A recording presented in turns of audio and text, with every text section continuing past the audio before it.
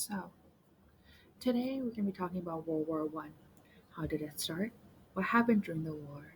How did it end? And what was the outcome of the war? World War One, also known as the Great War, began in 1914 after the assassination of Archduke Franz Ferdinand of Austria. His murder catapulted into a war across Europe that lasted until 1918. It was a conflict between the Central Powers, which were made up of Germany, Austria-Hungary, Bulgaria, and the Ottoman Empire, against the Allied powers, which were made up of Great Britain, France, Russia, Italy, Romania, Japan, and the United States. World War One saw unprecedented levels of carnage and destruction, thanks to new technologies and trench warfare. By the time the war was over and the Allied powers claimed victory, more than 16 million people, soldiers and civilians alike, were dead.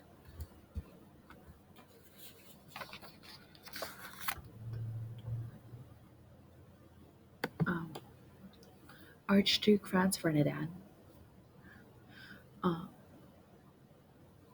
was the heir to the Ottoman Empire, and there was a lot of alliances involving European powers and the Ottoman Empire, Russia, and other parties, which had been around for years. But political instability in the Balkans, mostly around Serbia, Bosnia, and Herzegovina, threatened to destroy these agreements, which then was the spark that started World War One, which was in Sarajevo, Bosnia, where Archduke Franz Ferdinand, heir to the Austro-Hungarian Empire, my bad, was shot to death along with his wife Sophie by the Serbian nationalist Gavrilo Princip on June 28, 1914. The assassination of Franz Ferdinand set off a rapidly escalating chain of events. Austria-Hungary, like many countries around the world, blamed the Serbian government for the attack and hoped to use the incident as justification for settling the question of Serbian nationalism once and for all. So basically, the tensions were just started kind of brewing. It's kind of boiling over, and this was like the tipping point. This is what really caused there to be anger and anguish enough to want to retaliate. So the Kaiser Wilhelm II, he's the one who unintentionally started the war in a way after the assassination. He thought he was being very diplomatic in his answer. He wanted possible deniability. Hence why his response was like in secret. And so to the Austro-Hungarian leaders, and that's why people kind of say like he had like no backbone and he's one of the main causes of the war other than the assassination. So because mighty Russia supported Serbia, Austria-Hungary waited to declare war until its leaders received assurance from the German leader, which is Kaiser Wilhelm II, that Germany would support their cause. Austro-Hungarian leaders feared that a Russian intervention would involve Russia's ally, France, and possibly Great Britain as well. On July 5th, Kaiser Wilhelm secretly pledged his support, giving Austria-Hungary a so-called carte blanche, or blank check, assurance of Germany's backing in the case of war. The dual monarchy of Austria-Hungary then set an ultimatum to Serbia, with such harsh terms as to make it almost impossible to accept. So that's why people kind of blame him as part of it, because it's like, oh, because he's told Austria-Hungary, oh, it doesn't matter what you do, whatever happens, like we got your back. So Austria-Hungary went to the extremes when responding to Serbia, and if he didn't give them that carte blanche, then they probably would have been more diplomatic in their response to Serbia. So World War One begins. So because the Serbian government was convinced that Austria-Hungary was ready for war, they had ordered their army to mobilize and appealed to Russia for assistance. which then on July 28th, Austria-Hungary declared war on Serbia, and the tenuous peace between Europe's great powers quickly collapsed. And within a week, Russia, Belgium, France, Great Britain, and Serbia had lined up against Austria-Hungary and Germany, and World War One had begun. So, trench warfare was the main part of this war, in the sense that it was their battle plan. It's what helped them fight the war, helped them survive. It was their where they ate, fought, and slept. Everything happened here. And so they had to dig into the ground, make these little walkways, pathways, these trenches, which will provide them shelter. Like they probably, will store their ammunition and just house all the soldiers. And when it was raining, it made it a little bit difficult just because it would flood, kind of like a man-made river. But it was pretty effective, most people say. So trench warfare is a type of land warfare using occupied fighting lines, largely a compromising of military trenches, in which troops are well protected from the enemy's small arms fire and are substantially sheltered from artillery. Trench warfare reached its highest development on the Western Front during World War One, which was from 1914 to 1918, when armies of millions of men faced each other in a line of trenches extending from the Belgian coast through northeastern France to Switzerland. It is estimated that there were about 2,490 kilometers of trench lines dug during World War One. Most trenches were between 1 to 2 meters wide and 3 meters deep.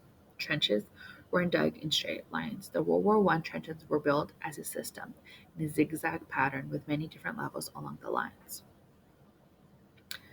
And I mean, have any of you guys seen the first Wonder Woman movie? When they arrived at the Western Front during the movie, they're walking through the trenches, and that's what it is basically. You kind of have to crouch if you're super tall. Maybe you need to crouch a little when you're walking through because they're not that deep. And when Diana, a Wonder Woman, walks up and out of the trenches, she enters what is known as no man's land, which is the area of land in between both sides, enemy sides of the trenches. And nobody really stepped onto that land.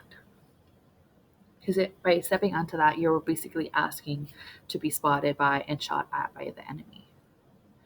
And it was forbidden. And sometimes people who had enough of the war, who just didn't want to fight anymore, did step up and out of the trenches and were basically like, here I am, enemy, shoot me. I'm done. I don't want to fight anymore.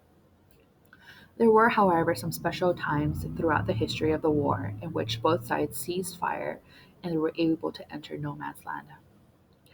One of those was the Christmas truce, which had become one of the most famous and mythologized events of the First World War.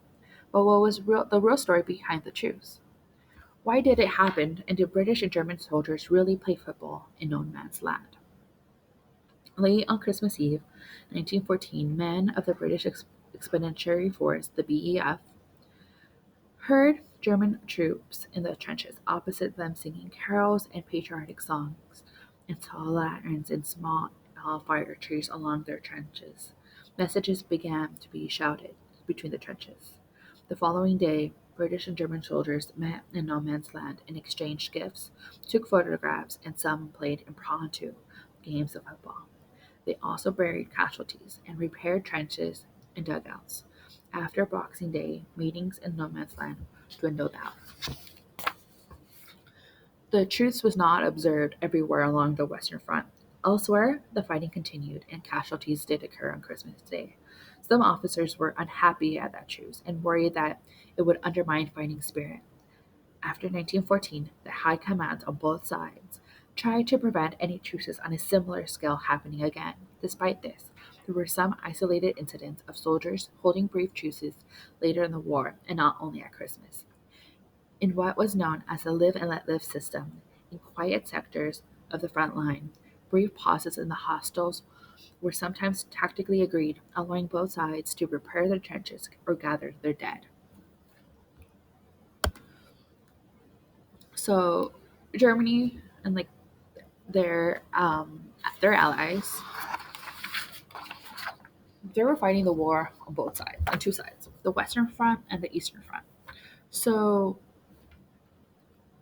in the Western Front, according to the aggressive military strategy known as the Schufflin Plan, known for its mastermind German Field Marshal Alfred von Schufflin, Germany began fighting World War One on two fronts. On August 4th, 1914, German troops crossed the border into Belgium. In the First Battle of World War One, the Germans assaulted the heavily fortified city of Liege, using the most powerful weapons in their arsenal, enormous siege cannons, to capture the city by August 15th. And then by invading France through neutral Belgium in the west and confronting Russia in the east, the Germans left death and destruction in their wake as they advanced through Belgium toward France, shooting civilians and executing a Belgian priest they had accused of inciting civilians' resistance. So here on the purple line, this is the front line of like 1916 to 1917. But here, this like dashed purple line is where they were at originally, but then they pushed through Belgium into France, and then they were able to extend their line. So over here, it was, the Austro-Hungarians, Germany, Belgium, and then over here along the purple line, you will find many soldiers were French, British, American. When the Americans finally joined the war. And then here we have the Eastern Front. So the Eastern Front is, oh, let me go back, is along this green line here.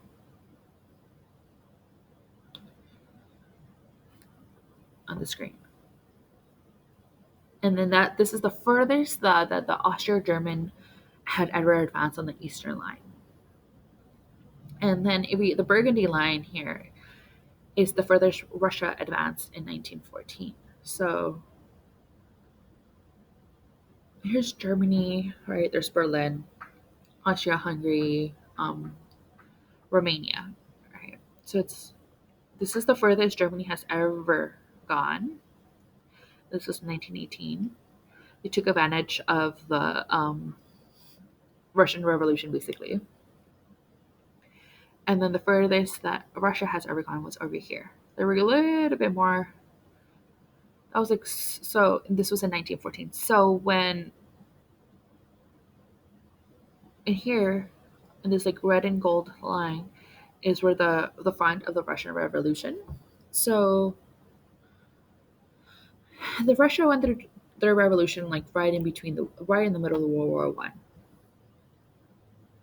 So while that was happening, Germany took advantage and basically stole back all the land and all the power that Russia did in the beginning of the war. So they were starting. Russia was here, then they pushed them back all the way back over here. It's a pretty huge distance. So on the eastern front of the World War One, Russian forces invaded the German-held regions of East Prussia and Poland, but were stopped short by German and Austrian forces at the Battle of Tannenberg in late August 1914. Despite that victory, Russia's assault had forced Germany to move two corps from the Western Front to the Eastern, contributing to the German loss in the Battle of the Marne. Combined with the fierce Allied resistance of France, the ability of Russia's huge war machine to mobilize relatively quickly in the East ensured a longer, more grueling conflict instead of the quick victory Germany had hoped to win under the Schufflin Plan. So, I know, we're talking about World War One, and now we're going to talk about Russian Revolution. But it happened right in the middle of the war, and it kind of played a part in Russia's role in the war. So we have to mention it. So, from 1914 to 1916, Russia's army mounted several offensives on the World War I's Eastern Front, but they were unable to break through German lines. And the defeat on the battlefield, combined with the economic instability and the scarcity of food and other essentials, led to mounting discontent content among the bulk of Russia's population, especially the poverty stricken workers and peasants, which then um, increased the hostility which was directed towards the imperial regime of the Tsar Nicholas II and his unpopular German born wife Alexandra. So, because of this, the Russian Revolution exploded, and the instability of 1917, which spearheaded by Vladimir Lenin and the Bolsheviks, which ensured Tsarist rule and brought a halt to Russian participation in World War One, in which Russia reached an armistice with the Central Powers in early 1917, freeing German troops to face the remaining Allies in the Western Front. Now, America, we played both sides of the war at the beginning, right? Line of opportunity, right? We were opportunists at the time. We were like, we're gonna stay out of this for a while. Y'all fight, do whatever you want to do. What you do, what you got to do. We're still gonna, trade on both sides. We're still gonna interact with both sides. We're still gonna have our peace deals, our treaties, our trades with both sides of the war. Um, like leave us out of it. This is like a European thing. We're Americans. Like, just like, y'all do you. So that didn't last long, actually, because neutrality was getting increasingly difficult to maintain, because Germany was being unchecked, especially when it came to their submarines, and they had this aggression towards ships, even if they were not military, like they were neutral passenger carrying ships. And most of those ships happen to be U.S. ships, or at least house a lot of U.S. citizens in them.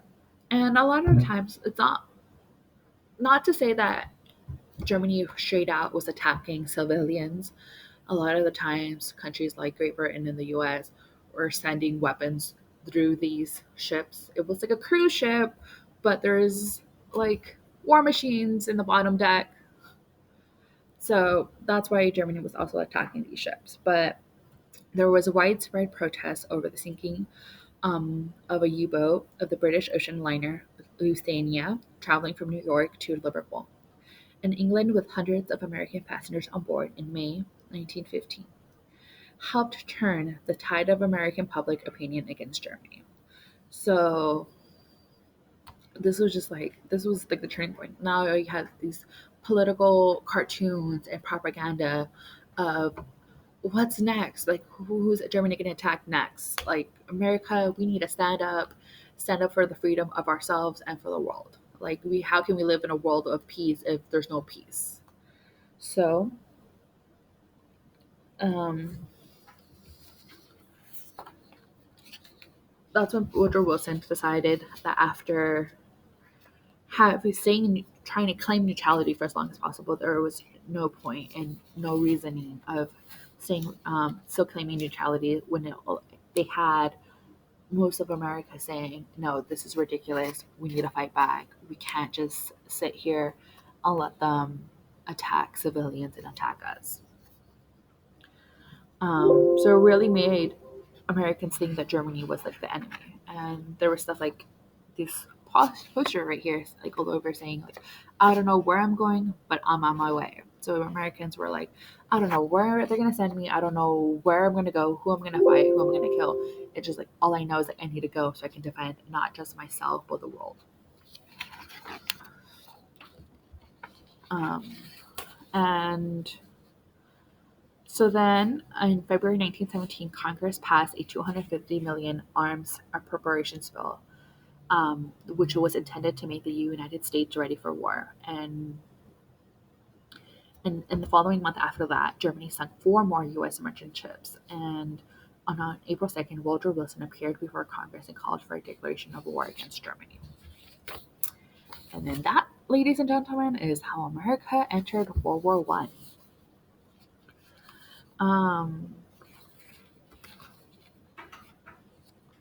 So the Gallipoli campaign.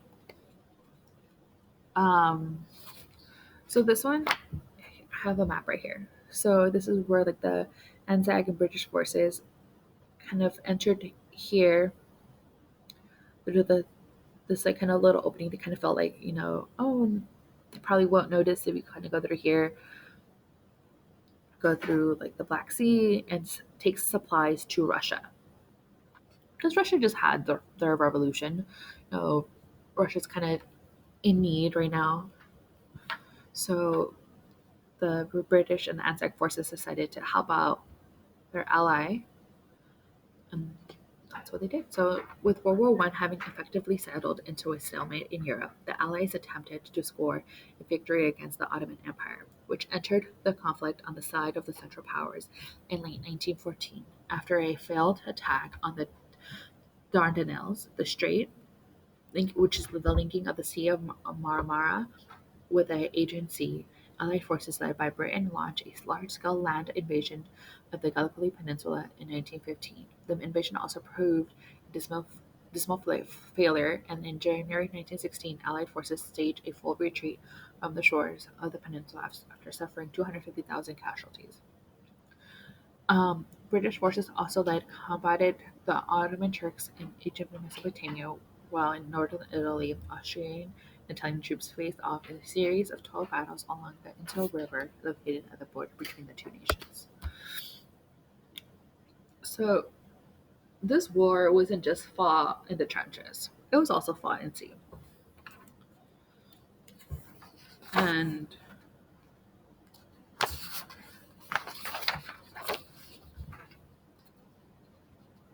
before World War One, the Brits were known for their navy and how superior it was. And that was mostly because no other nation ever dared to challenge the British Royal Navy. There's like, so it was kind of a title that they had by default because nobody ever challenged them. And maybe that was kind of what Germany, the Imperial German Navy, decided, nope, we're going to change that. So they made these huge strides and not in closing that gap between the naval powers. And then what really actually helped Germany was its lethal fleet of U-boat submarines. And these were the ones that had the torpedoes, and they would just torpedo any and all ships that they encountered that wasn't their own. So after the Battle of Dogger Bank in January 1915, in which the British mounted a surprise attack on German ships in the Northern Sea, the German Navy chose not to confront Britain's mighty Royal Navy in a major battle for more than a year, preferring to rest the bulk of its naval strategy on its U-boats. The biggest naval engagement of World War One, the Battle of Jultan, May 1916, left British superiority on the Northern Sea intact, and Germany would make no further attempts to break an Allied naval blockade for the remainder of the war. So Germany, while they made a lot of strides, kind of closing the gap and of kind of showing Britain, you're not the only strong one in on the out and like the schoolyard. Britain still kind of was the stronger one just because they had more power in the sense that they had more practice, that they've been doing this for a long while. So if they were both starting off at the same, they probably would have been up neck to neck. But because Britain had the longer years of being able to formulate and make stronger and strengthen their forces, that they won at the end. So then this is scenes of battle, and then that's their war fleets, the ship fleets. And then planes also played a major part in the war. So this is the first war that actually used planes and actually harnessed the power of them.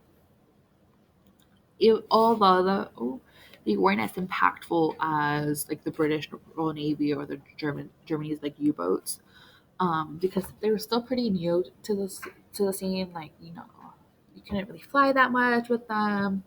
They were easily breakable. They could only probably fly one person. They tried to attach like machine guns to them, but then you had to like shoot at a certain angle, or because if you didn't take care of how you were shooting at the enemies below, you lost your machine gun.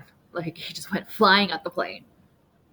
So it kind of caused more problems than it did solutions for the war in a lot of ways.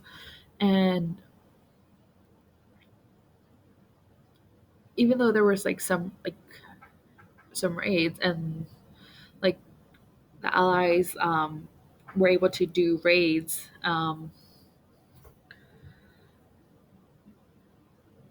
or like the Germans were also strike cities like in London. There it wasn't as effective as using like the U-boats or like the British Navy. So um, it wasn't until World War II where planes really did play a big role in the war. But on April 1st, 1918, the British created the Royal Air Force, or RAF, the first air force to be a separate military branch, independent from the Navy or Army. So it was not until like the end of the war that they kind of got the hang of things. Um, these are just like a look at some planes, and then over here you can see like each country kind of decked out their plane in their colors to kind of show, okay, make it easier. Like, is the person flying next to you your enemy or your ally? Um, so here we have um, the role of the 92nd and 93rd Divisions. So by the time World War One started, there were four black regiments in the U.S. military: the 24th and the 25th Infantry and the 9th and 10th Cavalry. However,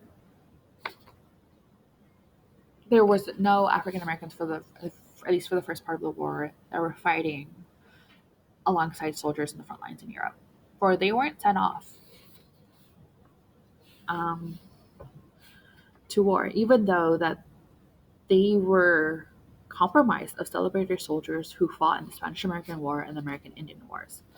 But the U.S. government didn't care. They didn't want to send them. For blacks serving alongside white soldiers on the front lines in Europe was inconceivable to the U.S. military. Like they couldn't. They thought this was unmanageable. They didn't even want to try to send anybody. They were like, no, this is ridiculous. But then after a lot of criticism and protest, um, they were finally okay, fine, okay, we'll send them. And they were the first African American troops that were sent served in segregated labor battalions. So they were basically restricted to menial roles in the Army and the Navy, and nothing in the Marines. Like the Marines completely shut them out. They're like, yeah, no, we don't want them. Like, and their duties were mostly included unloading ships, transporting materials from train depots, bases and ports, digging trenches, and cooking and maintenance, removing barbed wire and inoperable equipment, and buying soldiers. Not buying, bearing soldiers, my bad. So, after again facing more criticism, because it's like no, like these are soldiers, like they are men who have fought in wars already. Why aren't you letting them fight? That's when the U.S. military decided to form two black combat units in 1917, the 92nd and 93rd Divisions. They were trained separately and inadequately in the United States. So they were kind of, America was very racist at the time. So they was like kind of gave them secondhand weapons, secondhand clothes, secondhand supplies. Very, very subpar, very poor training. So it was just very segregated. So because they were trained separately and inadequately in the United States, the divisions fared differently in the war. The 92nd faced criticism for their performance in the Meuse-Argonne campaign in September 1918, while the 93rd Division, however, had more success. Um, Due to France having dwindling armies, they lost a lot of people fighting in the war because they were right there. They were right on the front lines of the war. France had asked America for reinforcements, and General John Pershing, commander of the American Expeditionary Forces, sent regiments in the 93rd Division to since France had experience fighting alongside black soldiers from their Senegalese French colonial army. The 93rd Division, 369 Regiment, nicknamed the Harlem Hellfighters, fought so gallantly with a total of 191 days on the front lines, longer than any AEF regiment, that France awarded them the Croix de Guerre for their heroism. More than 350,000 African American soldiers served in World War I in various capacities. So, in the end, it was because the French needed help, and the US were like, well, we kind of need our own soldiers, but here, you can have our 93rd Division. And the 93rd Division went off to prove their worth and their heroism, and they were awarded by France for it and how they fought. So this was like towards armistice, so like kind of peace in a way. So by the fall of 1918, the Central Powers were unraveling on all fronts. So that despite the Turkish victory at Gallipoli, later defeats by invading forces and an Arab revolt that destroyed the Ottoman economy and devastated its land, and the Turks signed a treaty with the Allies in late October 1918. Then Austria-Hungary, dissolving from within due to growing nationalist movements among its diverse population, reached an armistice on November 4th. Facing dwindling resources on the battlefield, discontent on the home front, and the surrender of its allies, Germany was then finally forced to seek an armistice on November 11, 1918, which ended World War I. So, the Treaty of Versailles at the Paris Peace Conference. Many say that this is one of the causes of World War II. This is what kind of helps tip Germany to the side of where this is wrong, because it was the side that won, the Allies, kind of bullying the Central Powers and saying, ha, ha, you lost, and trying to get them to feel shame for losing. So at the Paris Peace Conference in 1919, Allied leaders, which was represented through 30 states. However, the peace terms essentially were written by the leaders of the United Kingdom, France, and the United States, who, along with Italy, formed the Big Four that dominated the proceedings. And then the ones who were defeated, which were Germany and its allies, Austria, Hungary, Turkey, and Bulgaria, weren't invited to participate at all. So, and basically here it was that it was decided, like, no, Germany is at fault. They're going to have to pay us reparations. They're going to have to pay taxes. They're going to have to pay, like, basically, Germany is in debt because they lost the war, so they have to like finance rebuilding their country, but they also have to finance rebuilding the countries of the other countries who won the war, because it's like, that's, you owe us, like, we spent millions of dollars here fighting this war, so I think you should like, kind of help us pay for it. And then they also had to give back all the land that they gained during the war, and then there were sanctions and limitations on how much um, weapons they were allowed to have, which kind of weapons they were allowed to have, So Germany just kind of felt like, oh man, like I lost, and they're just making me feel even worse. Um, and that's why, like, even though some people were very hopeful and like they were like, oh yeah, like World War I, it's the war to end all wars. Um, but and they thought that this was the way to do it. But the Treaty of Versailles kind of made it not be the war that to end all wars, because then, like, 2 decades later, we're going to enter World War II because of what happened here. And President Wilson actually mentioned, like, you can't have peace, like peace without victory. And it was in his famous 14-point speech that was said on January 1918, which was addressed and delivered before a joint meeting of Congress on January 8, 1918, during which Wilson outlined his vision for a stable, long-lasting peace in Europe, the Americas, and the rest of the world following World War One. So Wilson had called for the victorious Allies to set unselfish peace terms with the vanquished powers of World War One. So he was basically telling them, like, stop being selfish. Like, okay, you won, they lost, but like, if you're not careful on how you proceed from here, there will be peace. And nobody like the Allies didn't really listen to him. They were like, oh yeah, yeah, okay, like whatever. Like, you're not a European country, but um, but Wilson really did try to kind of have some kind of relationship in it between the international stability and American national security. Like, he was saying, like, hey, like, we need peace. Like, America can't keep fighting. You guys can't be fighting. Like, the world just can't handle so much death and destruction. Um, but it didn't go to play. So some of the sanctions that Germany had to then face because of the Treaty of Versailles was, like I said, they had to hand over various lands and colonies that they accumulated during the war, were restricted on their military arms and how much they were able to have. They faced various war crime trials. They had to pay other countries in compensation of the war. So not only did they lose and have their own debt to deal with, but for their country, they had to pay for the other countries as well.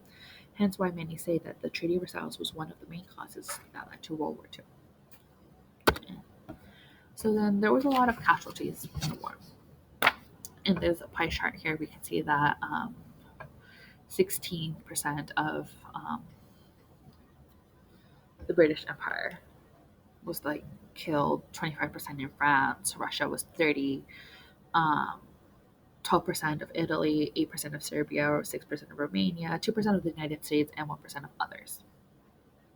That was a lot.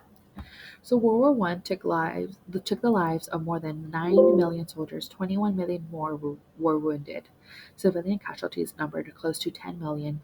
The two nations most affected were Germany and France, each of which sent some 80% of their male populations between the ages of 15 and 49 into battle.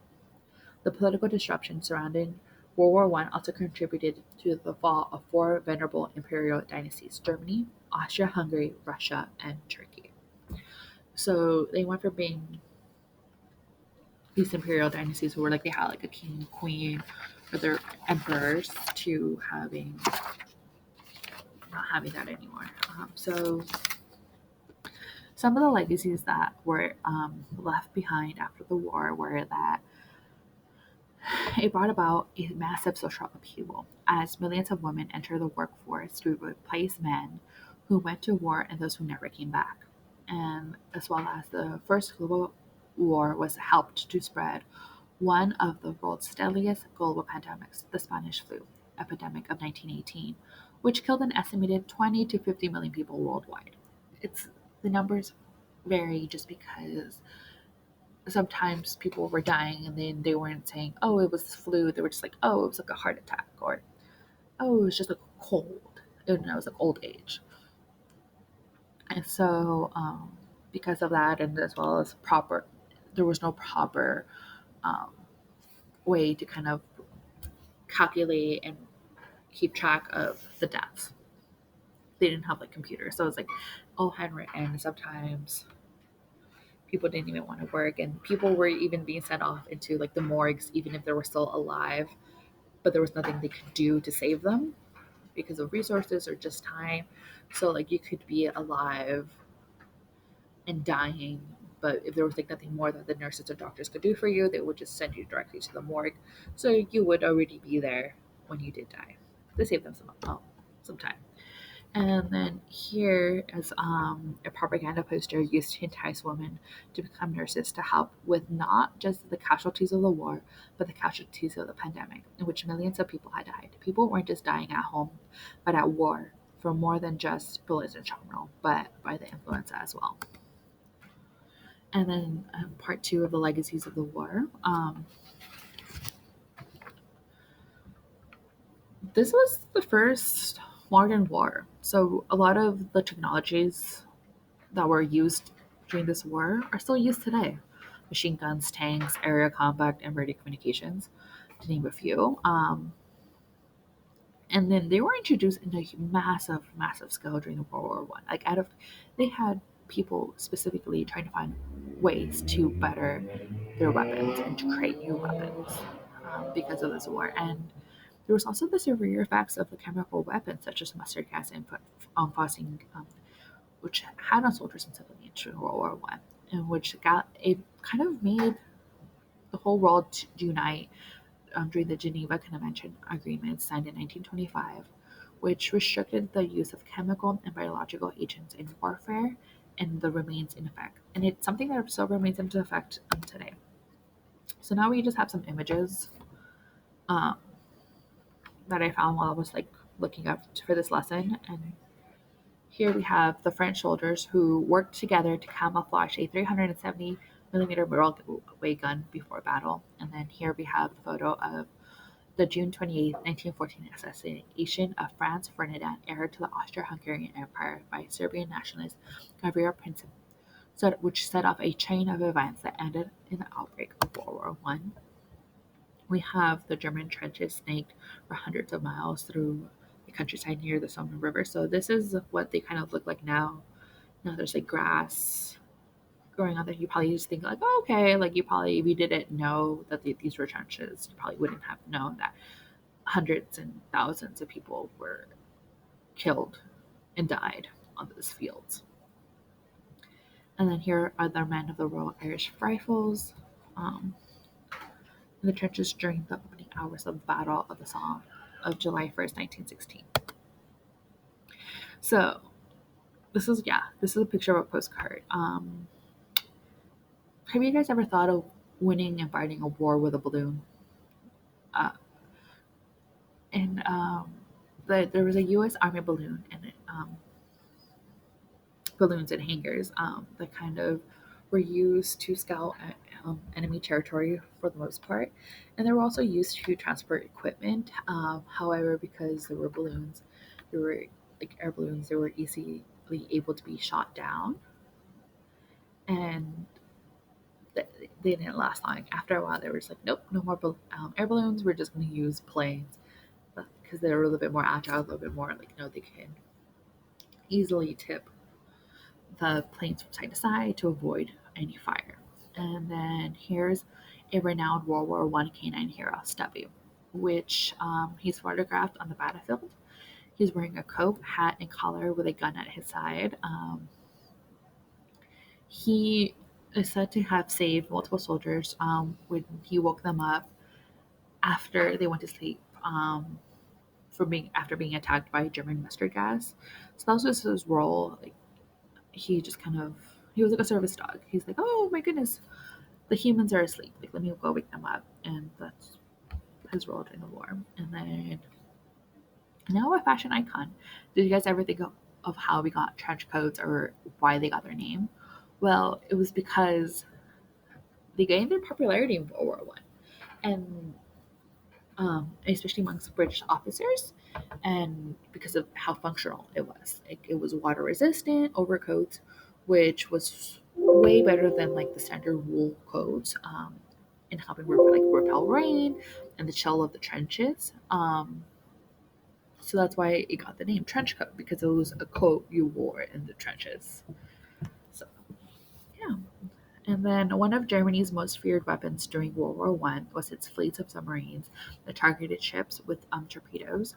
A Royal Navy volunteer reserve lieutenant, Norman Wilkinson, came up with a radical solution. Instead of trying to hide ships from make them conspicuous, so that's what they did here. And so then on the left side, right here, the zebra-looking boat. It's a British gunboat, HMS Kilbeggan, in 1918. So that's how they decided to kind of paint their boats now, at least during this time. And then over here on the right, we have a German submarine which had the torpedoes that would torpedo a lot of ships from the enemy's side. And then that's the end of our presentation. And now you're going to do some classwork.